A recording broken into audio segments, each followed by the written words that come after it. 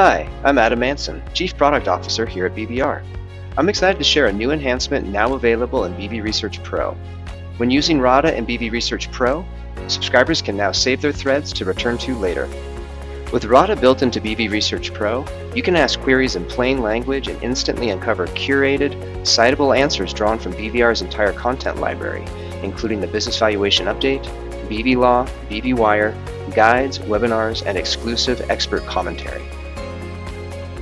After you have entered a query in RADA and received a response, you can now save the thread by clicking the Save Thread button. All of your saved threads will appear in the left sidebar. You can return to a saved thread at any time by clicking on it. Should you wish to rename or delete your saved thread, you can do so by clicking the three dots to the right of its name. You can also search your active thread or search for a saved thread. The new Save Thread feature is a great way to continue interacting with RADA on the topics that are important to you, or to recall a past thread for more information.